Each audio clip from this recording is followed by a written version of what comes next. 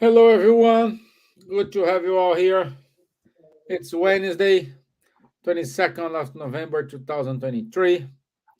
It's 9 o'clock here in Ireland, in London, 10 p.m. in France. It's time for our spiritual light conversation. So, thank you very much for being here with us today. And today's topic is what makes it important to forgive our enemies. And to talk about this topic, I have my friends Charles and Silvia. And any help from you, any questions you may have during our conversation, please write in the comment box. Please participate with us. And I want to say good evening, Miss Gibbons. How are you, my dear? Hello, good evening. Good evening to you and Charles. Welcome back, Charles. And good evening to everyone that'll be listening to us now.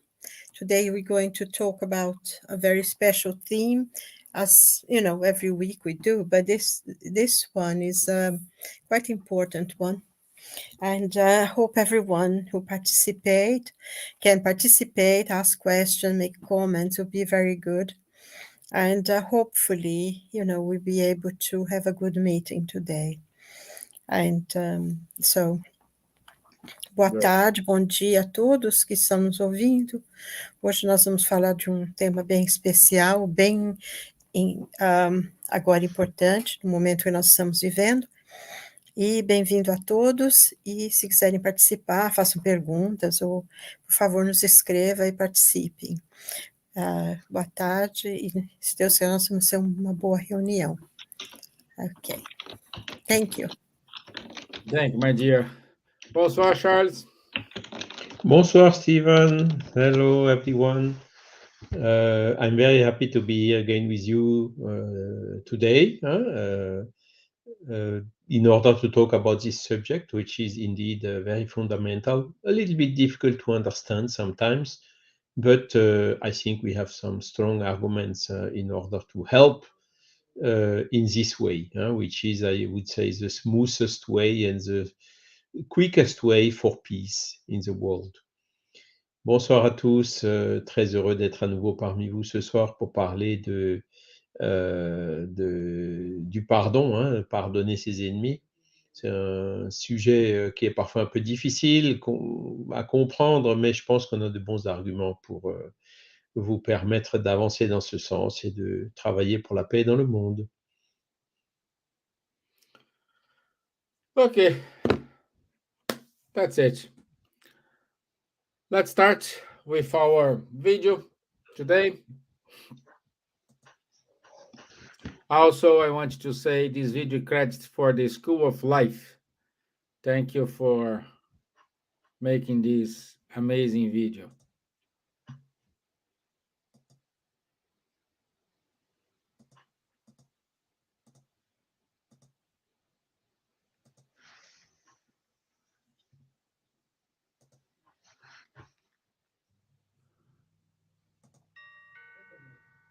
It can be so hard to forgive because so often we simply are in the right, and the scale of the folly, thoughtlessness, and meanness of others seems utterly beyond our own measure.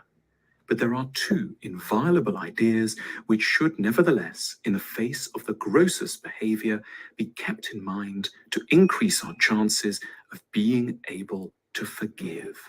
Firstly, we must remember how the other person got there, to this place of idiocy and cruelty.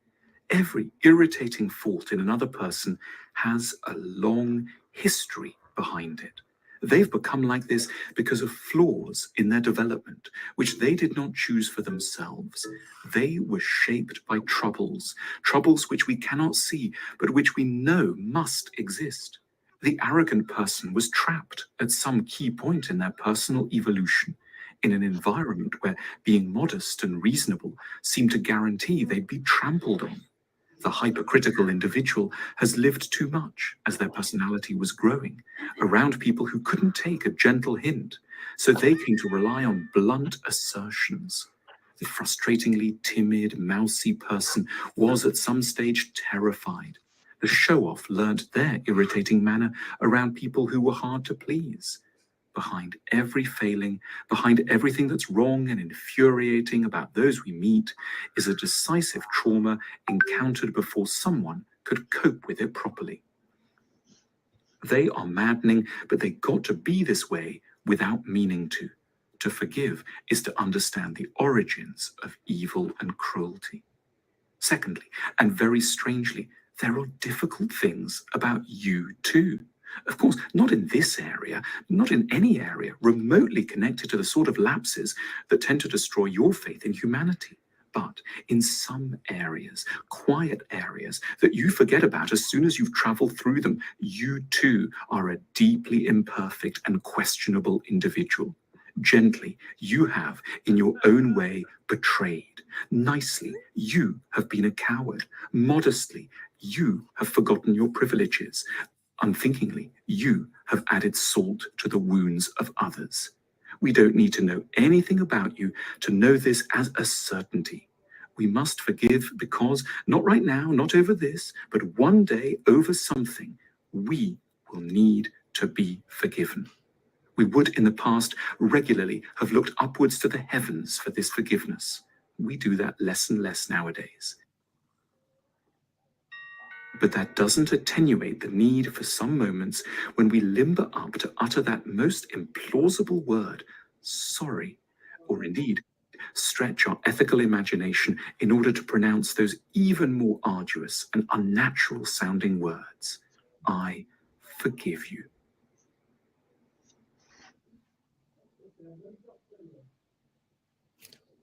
The School of Life isn't just a Okay.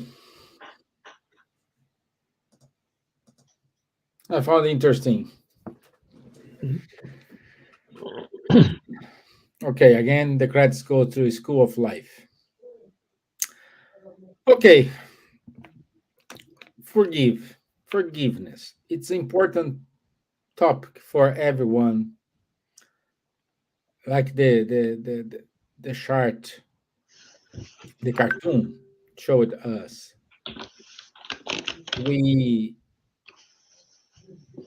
Someday we will screw up something and we will need to be forgiven.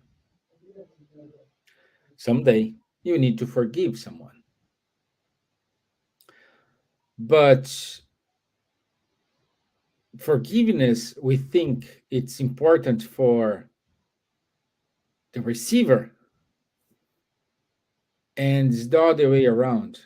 Forgiveness is more important for the giver, who will say, I'm so sorry.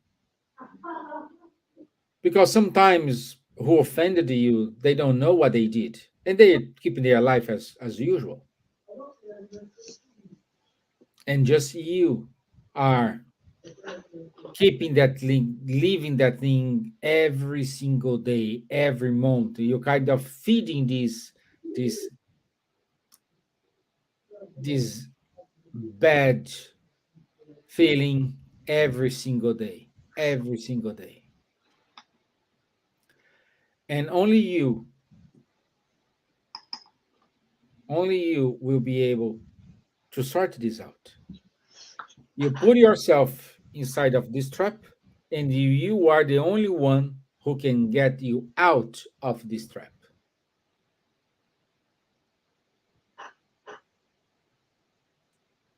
So, forgiveness, it is a medicine for the body and for the soul. My friends, this is my 2 cents. If you want to complement or starting to put it more structure according to Allan Kardec, please help me here. Charles? Yes, indeed. I think you told very importantly, the only one who can forgive is ourselves. Nobody can forgive on behalf of someone else. So that's a fact. Huh? And Jesus told, of course, we need to be forgiven. We have also done wrong things, mistakes, and whatsoever, needing mistakes. he told us also, do unto the other what you would like the other to do unto you. So if we would like to be forgiven when we are failing, how can we pretend not to forgive the other when the others are also failing? Huh? Human mistake is human. Huh? We are not perfect. Only God is perfect. Huh? So how can we live together without this forgiveness? And when we think about what is the opposite of forgiveness, is you keep bitterness, for instance. What happens when you keep bitterness, when you don't forgive? You get ill, because bitterness gives you adrenaline, gives you a lot of troubles, a lot of problems, physical problems, health problems. So clearly, it's in our interest to forgive, because if we forgive, we just let go, we just come back into a beneficial circle instead of staying into this vicious circle of bitterness. Yeah? And we can also make some other thinking, like if you don't forgive, what is your intention? To revenge? Someone has done something wrong with you, okay? Maybe this person was in a bad day. Maybe this person did it without knowing, without being conscient of doing something wrong to you. There can be a lot of circumstances or that can explain why that happened at that moment with that person. But if you revenge, it is calculated, it is intentional, it is with a premeditation. So to revenge is much, much worse than to do some harm, to cause some harm by mistake. And typically we are seeing it nowadays, what's happening. There is, I don't know, Silvia, help me, eye for eye, tooth for tooth. Is it correct? An eye for an eye and a tooth for a tooth, yes. An eye for an eye and a tooth for a tooth. I think Okay. this is for a tooth, yes. Yes. So this is one, how to say, statement coming from 3,500 years ago from Moses. But it has been wrongly understood. It's from the law of Hammurabi, isn't it? Yes. Yes. Sorry, go on. It's from the law of Hammurabi. Exactly. It has been wrongly understood. It is wrongly interpreted. It is interpreted sometimes as you need to revenge when you suffer something. It cannot be that interpretation. That interpretation would be the opposite of the teaching of Jesus. Do unto the others what you would like the other to do unto you. I don't tell you forgive 7 times, but 70 times 7 times. Means forgive, how to say, as much as you can immediately, systematically. Why? In order not to keep with this bitterness, and in order not to keep into a vicious circle, we can make that you are doing something wrong. And what are we seeing now in Middle East, for instance? Of course, there has been some actions which are totally unacceptable of a terrorist nature. But is the revenge the solution? Violence will only give other violence, and it will be on one side, then on the other side, then again on one side, and it goes crescendo. It's not like this that we will manage to have peace on the world. Whilst if you forgive, you get free from this, from what you have suffered, and you get free from the bitterness. You get free from this vicious circle. So that's the way to think about. And when we, of course, want to base this on the spiritist body of knowledge, on this particular point, the spirits are just 100% confirming the teachings of that we can find in the gospel, but not only in the gospel. We can find them in all the basic rules of all the religions when interpreted correctly. And so it's one of these universal moral law that is common to almost all the religions around the world. when correctly interpreted. So what are we waiting for? Let's go for it. Let's do it. And Allan Kardec told also, out of charity, there is no salvation. And when you look, what is the definition of charity according to the Spiritist body of knowledge? Question 886 of the Spirit's book.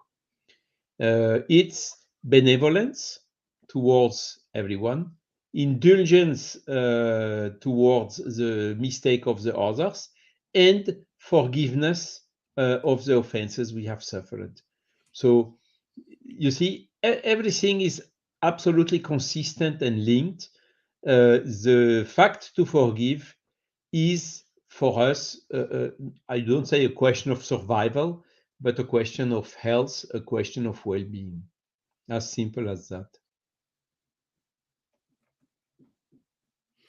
Simple like that. Simple like that. Simple things are sometimes the one which are most difficult. What are we waiting for? Not so easy to forgive sometimes. Yeah. But when we think about it, is by far, very clearly, the best solution, the best reaction we can have. Yeah. Yeah. Yeah. It is. It is.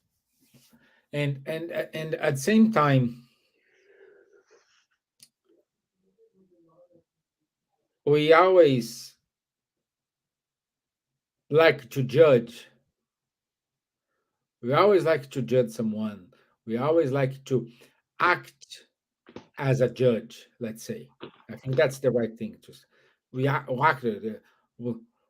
we know what to say, we know what to do when things happen to the others, but when things happen to you, oh no, but this case is different.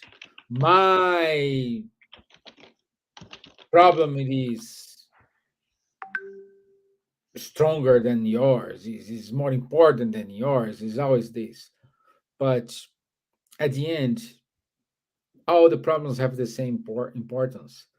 All the problems happen to us because of something. We don't know what is in your reincarnatory plan, but perhaps you shall have this uh, argument, this problem with that person because you will learn a lesson, and at the end you need to reconcile. We never know. We never know. Miss Gibbons, you are so quiet today. Let me wake you up, please. I'm not quiet today. I'm just listening to you and to Charles. You know, it's not proper to talk on top of somebody else's when you were speaking, is it? I wait my turn. Just say, I think, Charles, you were right. It is in Exodus as well. An eye for an eye. It's in the Bible, Moses.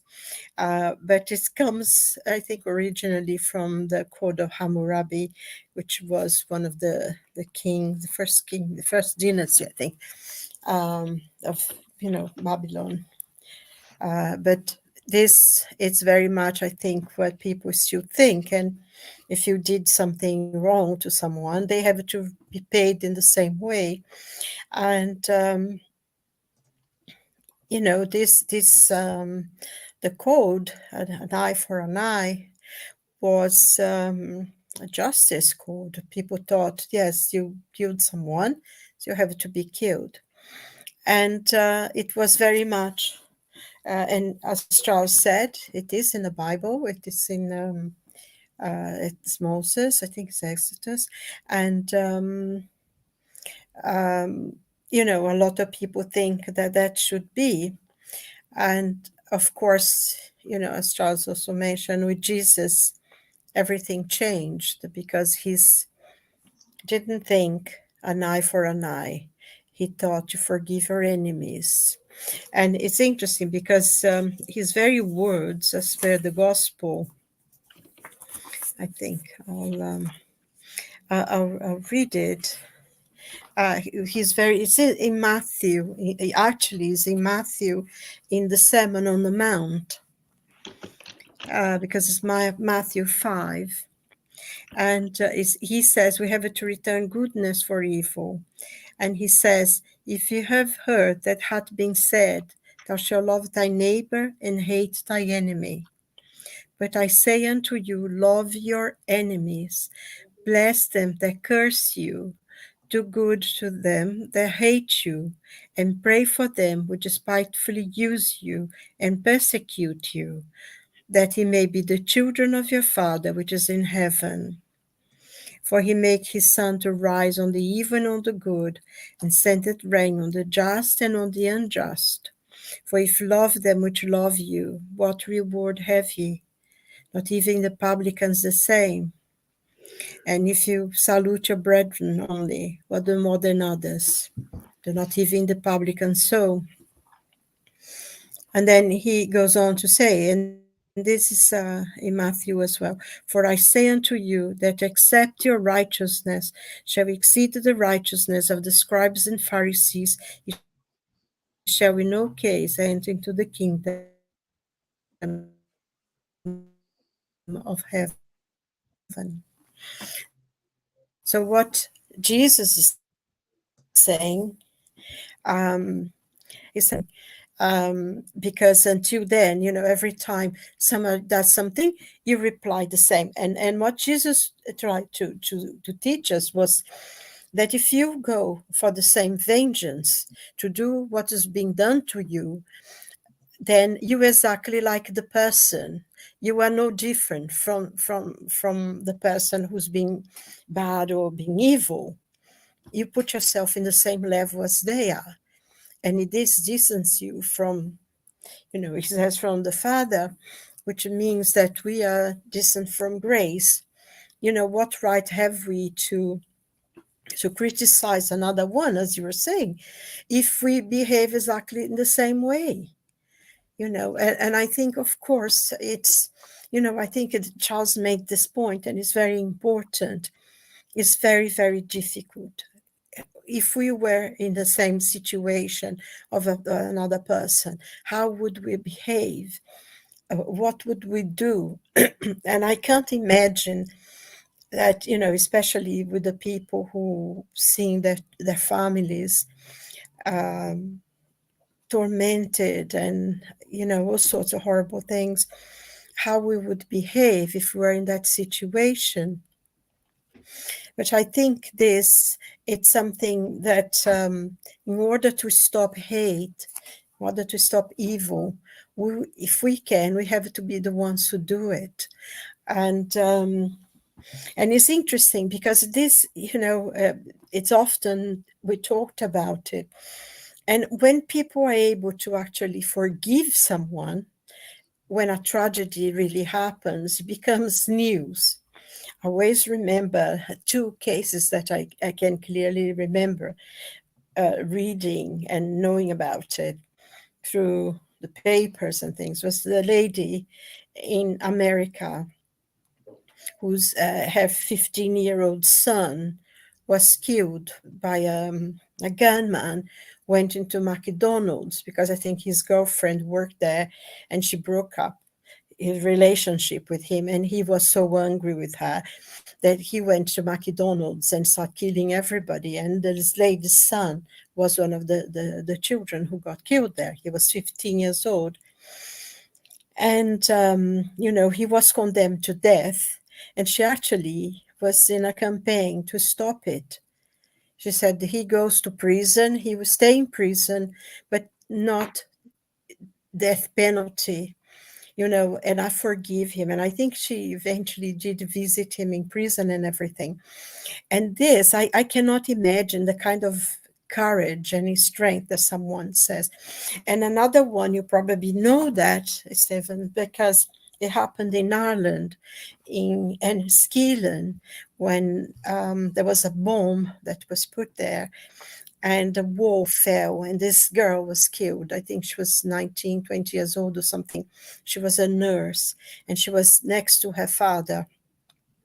And he actually forgave the people who did it. He said, because he said, I don't want to dirt the memory of my daughter with hatred to the people who did that to him. So, I mean, there are more other cases as well. I know of someone in Brazil that happened, a family. So, that I think these people are so special. They have integrated this teaching that we have to stop the hatred, because otherwise we're going to have vengeance. Oh, they did this terrible thing, so we're going to destroy them. Because I think one of the things as well that people forget is that even though a person, you may kill the person, you may not kill their spirit. So they are in the spiritual world full of hatred and desire for vengeance. And that's, and maybe they'll bring back again in the next life and the next life. And it's going to be a very, very long time with this hatred and vengeance being carried on.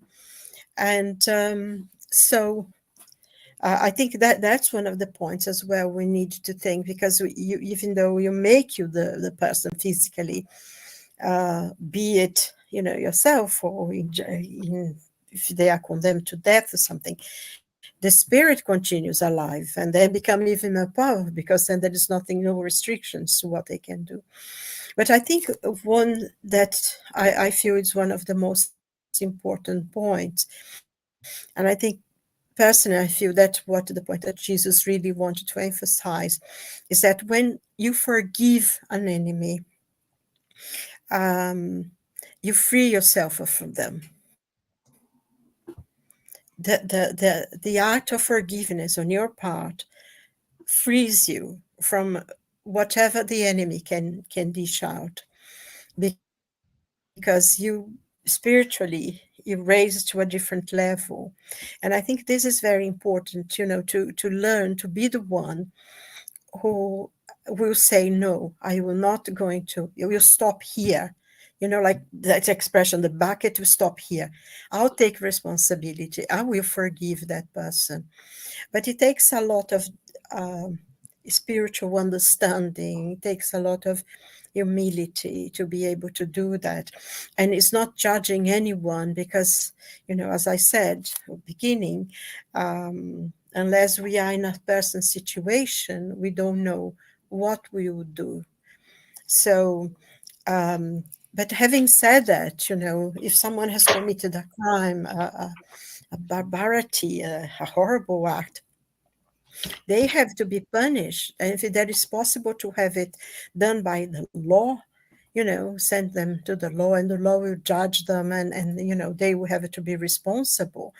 This is very important. It's not because you forgive your enemy that they are not going to be answerable for the crime they have committed.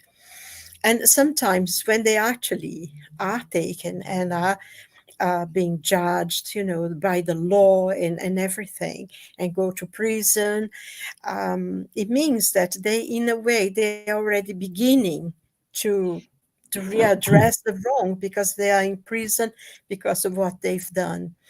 It doesn't mean that, once they go to the spiritual world, they have to go back and have more and more consequences of that. So I think, there are many ways of thinking about it.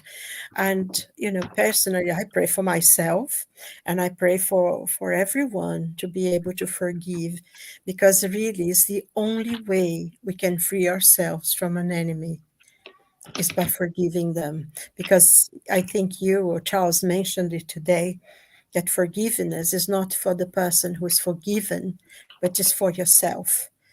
You clear yourself from hatred, from anger, from, all sorts of things. And I think, just very briefly to conclude, I remember this lady, this Jewish lady who lived in America.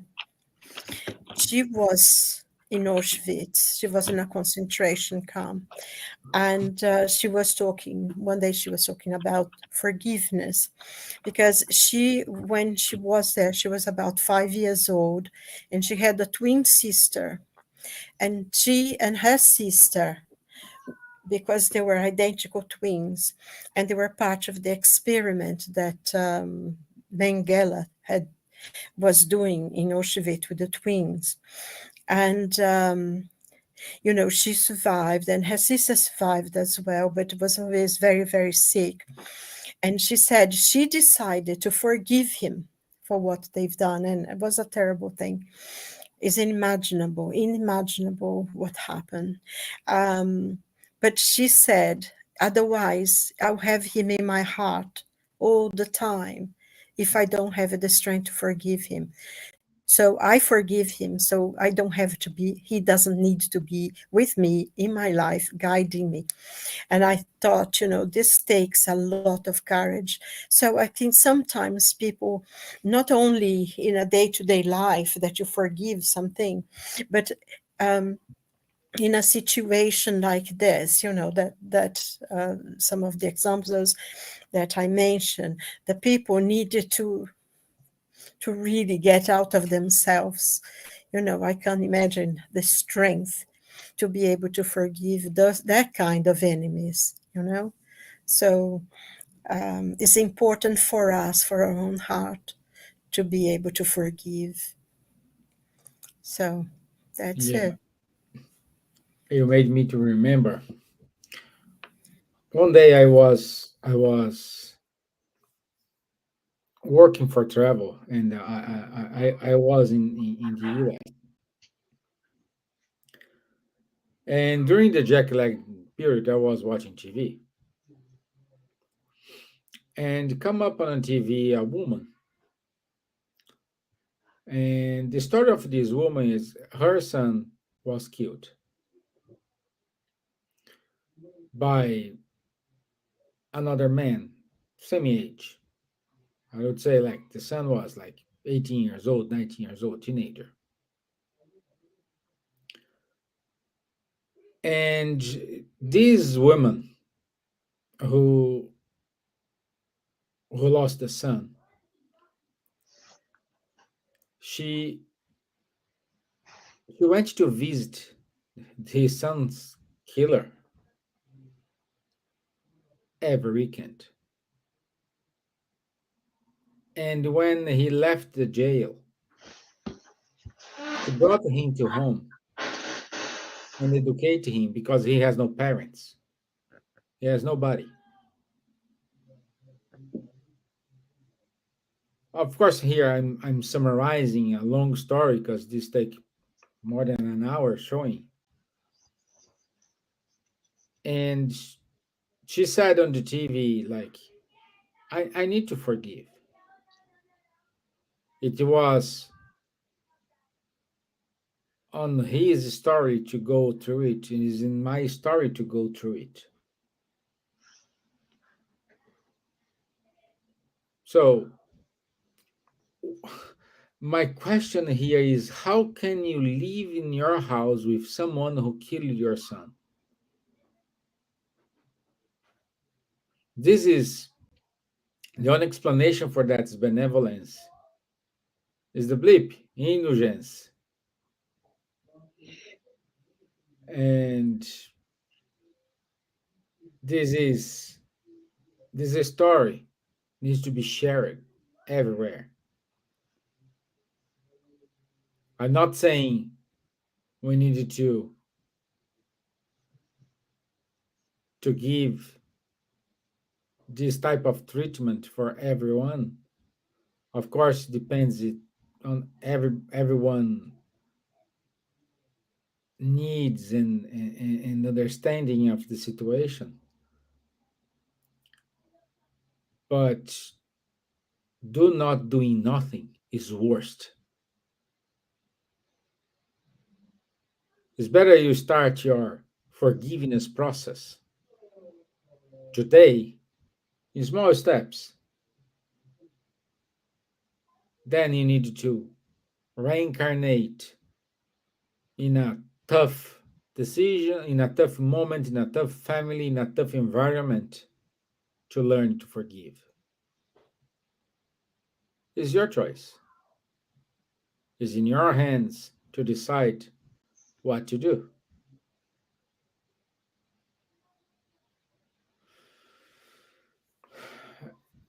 And Charles, and from you, why do you think we need?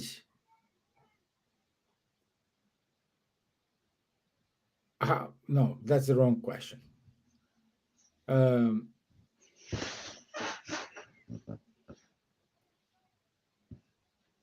why we need to understand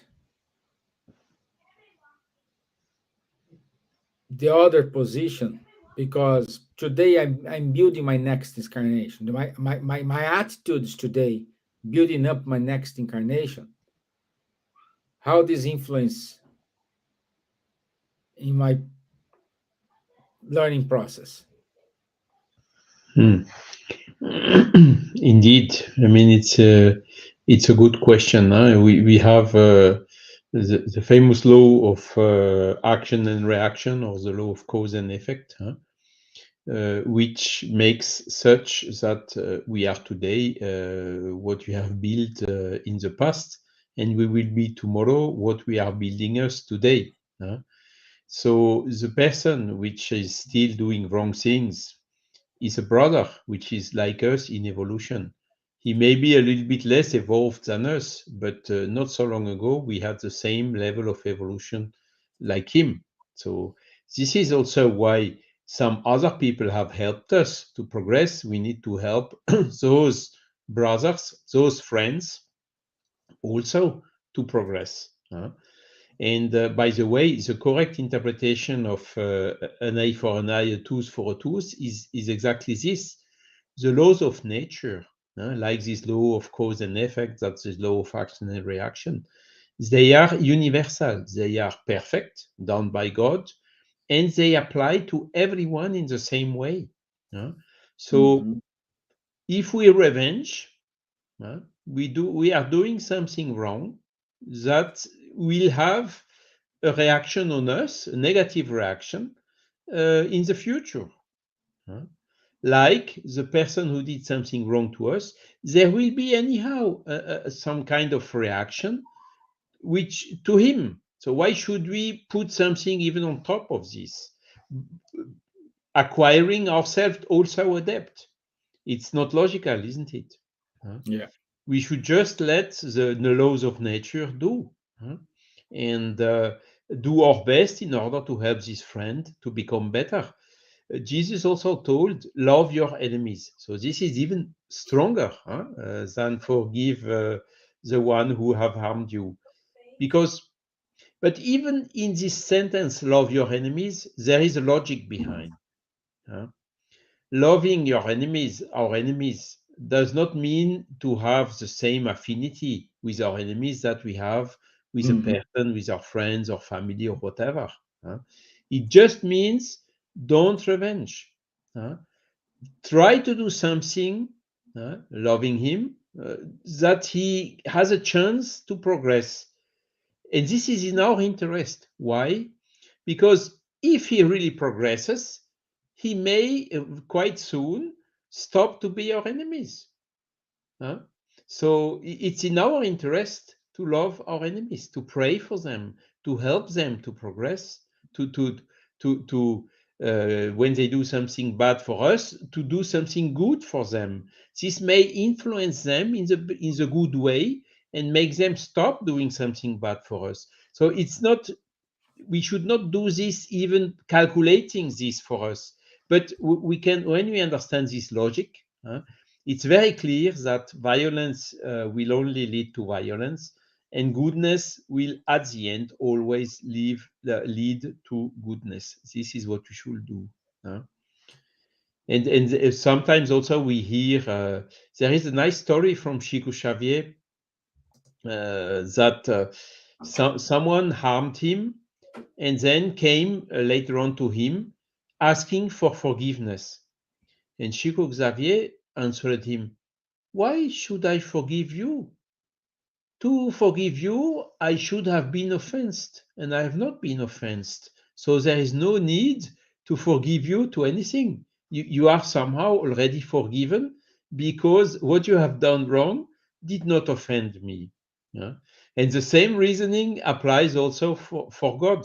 When we say God forgives, It's not a good statement. It's a statement is not true. God does never offense for anything.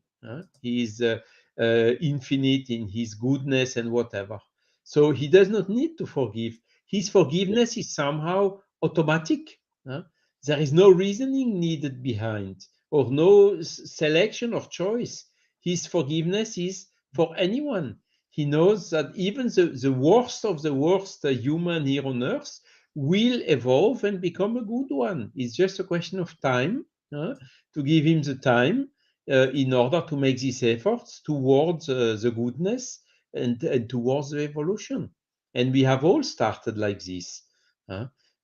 So clearly, all the arguments are in favor of let's the laws of nature do, because anyhow they apply to everyone in the same way. And let's not put, it's absolutely unnecessary, it's even negative for us that we do something, for instance, giving an eye for an eye or a tooth for a tooth. This is not our job. Nature cares about this automatically. So we don't need to persecute or to revenge or whatever, because at the end, this works firstly against ourselves. So let's refrain to do that, and let's try to work to progress in the sense of let's love our enemies, let's help them to become better persons. Yeah, that's it. So I want to say good evening to our dear Elsa Rossi, to Munir Gariba, which is watching us today, Realia Home, Marco Davis. Also, Marco saying here, when you forgive, you go to a noble position because you start to learn to love. You are completely right, Marco. Uh, the noble position to love is not a status position, but it is a position in which you learn how to serve, how to be in someone's shoes, and start to understand their position, understand uh, how things works. So, my dear Silvia, anything to add? No, I think Charles made a very good point, actually, in explaining, like the spirits explained to us that when Jesus asked us to love our enemies, he didn't say that we have to have the same kindness, same affection for our enemies. And because it actually, they explain that this is physically impossible because we don't feel the same way. That is all completely different vibrations. But they ask us not to wish them any harm, not to desire that something horrible happens to them and everything. And I think this is very important because it's a way for us to raising ourselves to a different level. I think something like Marcus said, because then whatever they want to do to us, they cannot. I'm not saying that sometimes some people are so ingrained whatever vengeance they have in their hearts that they were not going to give up. But it is, you needed to really go think about it, because also if we think in terms of the many lives that we have, we might have done something even worse to somebody else. If we think about the other lives, because also we go through experiences in this life that either we asked to go through them, or because for what we've done in the past, we have to go through them. Mostly we asked to, but this is another point to understand. But I think, like we said, forgiveness is for the person who forgives. is for the I think Charles made a point as well that, you know, we get something back that is better for us. And, you know, although we don't think about it, but the forgiveness is some way that helps us to overcome our hatred, our anger, and makes us feel really relieved. You know, it's really a detachment, because when we hate someone, you know, whatever things, their hatred, and you can forgive, it's we ourselves think about the thing all the time. You know, it's like with us all the time. And when you are able to forgive, it's like you let, you know, you, that weight in your back, you just pull it out, throw it away. We don't have to carry that anymore. And that is very, very important. So it's something we need to really think about and try to do, because also not only, as you said, is your soul, but so physically as well. When you carry a lot of hatred, that's damage, is toxic to our bodies, and we become really bitter and angry and all sorts of illnesses. You know, we can have all sorts of illnesses, and it's something very, very good for us to do, and we need to have that courage and strength to do that as well. And but you know, it's very interesting. I was thinking about in that book Wuthering Heights, if you read it, you know, there is a point that Heathcliff keeps saying that to the lady who the cook keeps saying, you know, how he hates that person and he's going to destroy them and everything. And this lady very kindly says, well, you know, you must not think of vengeance, because vengeance is only to God. We have to leave it to God to do it. And he said, yes, but God would not have the same pleasure as I do, you know. But and it is a funny thing, but sometimes how we think, you know, well, yes, God will take it, but I want to do it because it's better for me to do it. I want to feel that joy of doing something. But then, you know, as I said before, is once you do something as bad that's being done to us, or try to destroy that person, we become like them.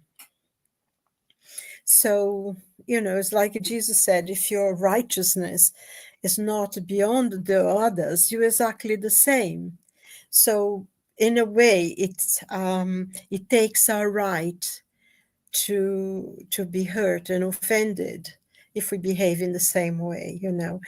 And I think this is a very intelligent, is a very rational thing when a person sits down, think about it, and takes the decision.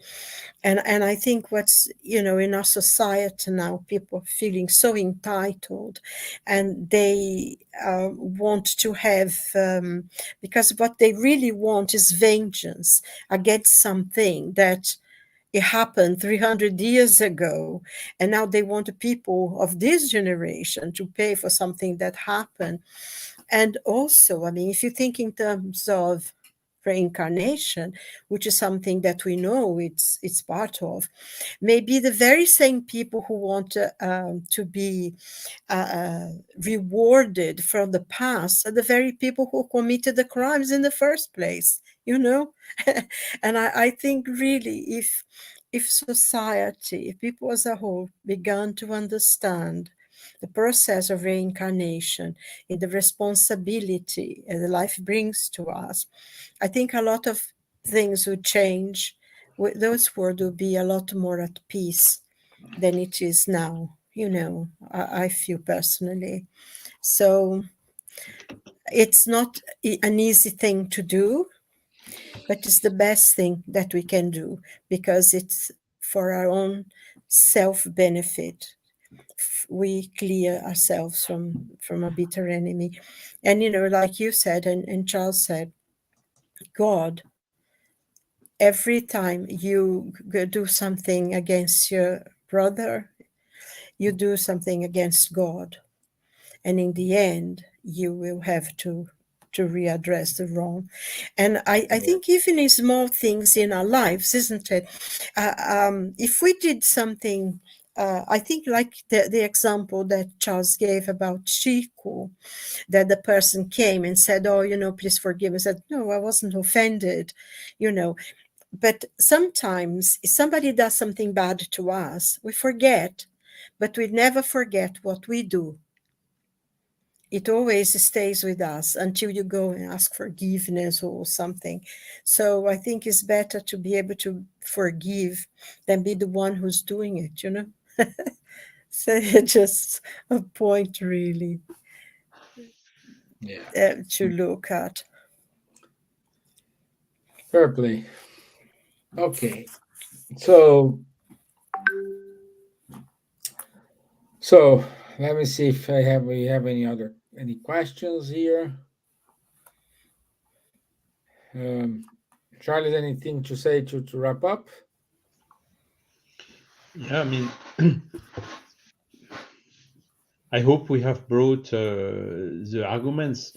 Of course, it's not as simple as that, just understanding, okay, next day you do it, because we have these habits so strongly anchored in us since so many time that it needs also some time to relieve them, to get rid of them. And this is why, okay, the fact to understand is the first step. Then it needs a little bit of work, a little bit of our will, of persistence, and with the understanding of what is the logic behind. It's of course helping us in this way, but we don't dream. Don't also feel guilty if you don't manage to do it from one day to the other, because it's not like this. But clearly, I mean, when we see all what's happening in the world nowadays, all these conflicts, it's terrible. This should end. It should stop, shouldn't it? Uh, a lot about this is exactly this ability for forgiveness. Okay, it's a lot about this. Once this will be written in our hearts, in the hearts of the human, for sure, the wars in the world will reduce. It's also a question of selfishness. We want the things for us.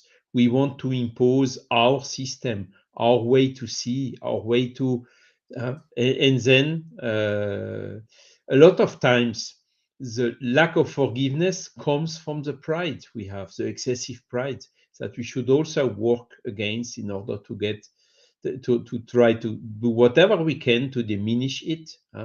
And all these actions together, which are this action of self-improvement, of moral reform, as Kardec used the expression, will help us to progress in this direction.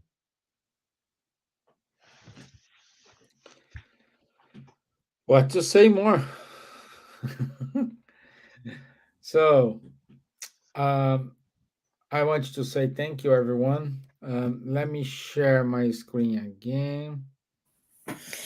Just one point, Stephen, very, very briefly. There is a quote from Chico Xavier that he says, unless we are willing to forgive one another, we will not be able to bear the weight of our tribulations.